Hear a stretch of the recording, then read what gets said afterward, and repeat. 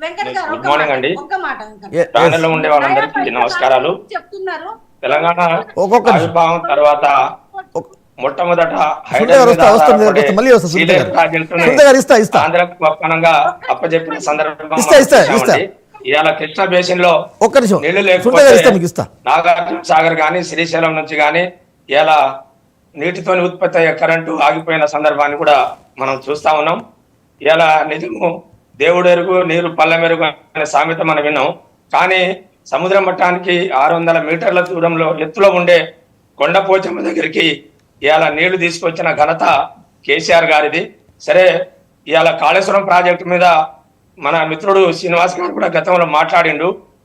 అంత వాళ్ళ జాతీయ స్థాయి రాహుల్ గాంధీతోని కాళేశ్వరం ప్రాజెక్టులో 1,00,000 కోట్ల అవినీతి జరిగిందని చెప్పి వారితో చెప్పించారు. మొన్న వీళ్ళు ప్రవేశపెట్టిన శ్వేతపత్రంలో 84,000 కోట్లతోని కాళేశ్వరం ప్రాజెక్టు నిర్మించామని చెప్పి శ్వేతపత్రం పెట్టారు. అంటే 84,000 కోట్లతో కట్టిన ప్రాజెక్టులో 1,00,000 కోట్లు అవినీతి జరిగిందని చెప్పిన కాంగ్రెస్ పార్టీ ప్రభుత్వం ఇవాళ కొత్తగా బాధ్యతలు వచ్చిన తర్వాత వాళ్ళు ప్రధానమంత్రి గారిని భట్టి గారు రేవంత్ రెడ్డి గారు కలవటం మంచి శుభసూచకం. కొత్తగా గెలిచిన ఏ ప్రభుత్వమైనా కేంద్ర ప్రభుత్వం సాయం తీసుకోవాలి. మేము అనేక పర్యాయాలు ఇలా సోదరిమణి ఇక్కడ చెప్తా ఉన్నది, పర్యావరణ అనుమతి మన జవదేకర్ గారు ఇచ్చారని స్వయంగా కేసీఆర్ గారి ఫోన్లో మాట్లాడి థ్యాంక్స్ చెప్పిన సందర్భాన్ని కూడా వాళ్ళు మర్చిపోవద్దు. అన్ని రకాల అనుమతులు పొంది మహారాష్ట్ర ప్రభుత్వంతో కూడా వాళ్ళతో క్లియరెన్స్ తీసుకున్న తర్వాతనే కాళేశ్వరం ప్రాజెక్ట్ నిర్మించిన సంగతి కూడా ప్యానెల్లో ఉండే అడ్వకేట్స్. అయితే ఒకటే విషయం వెంకట్ గారు, కనీసం తెలంగాణ ప్రభుత్వం నుంచి అలా ప్రతినిధులుగా పోయిన సీఎం గారు కానీ డిప్యూటీ సీఎం గారు కానీ అడిగే సందర్భంలోనే అంత పక్షపాతం వివక్షత చూపటం వల్ల ఇది కేసీఆర్ కట్టిన ప్రాజెక్ట్ కాబట్టి దీనికి జాతీయ హోదా ఇవ్వకూడదనే ఒక దుర్బుద్ధితోనే కేవలం పాలమూరు రంగారెడ్డిని అడిగారు. అదైనా సంతోషం.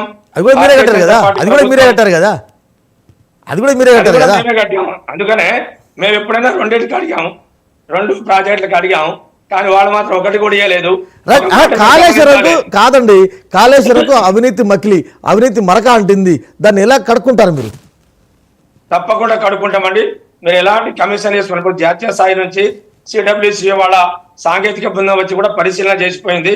కాళేశ్వరం ప్రాజెక్ట్ అంటేనే ఒక బ్యారేజీల సమాహారం, ఒక్క మేడిగడ్డే కాదండి. ఒక మేడిగడ్డలో కొంత సాంకేతిక పరమైన లోపం జరిగిందని కూలిందని అంటున్నారు. కాబట్టి దాని మీద ఎలాంటి చర్య తీసుకున్నా మా ప్రభుత్వంలో అప్పుడున్న వాళ్ళని బాధ్యత వహిస్తాం. మా కేటీఆర్ గారు మన శ్వేతపత్రంలో చెప్పాడు, ఎలాంటి మీరు మా మీద కక్ష సాధించండి కానీ రాష్ట్రం మీద మాత్రం మీ పక్షపాత బుద్ధిని చూపించవద్దని చెప్పడం జరిగింది. రైట్. మల్లేశ్వర్ గారు, నిన్న రాష్ట్ర ముఖ్యమంత్రి ఢిల్లీ పర్యటన, అంటే తెలంగాణ ప్రభుత్వ బృందాన్ని ఎట్లా చూస్తారు మీరు? ఇప్పుడు ఢిల్లీ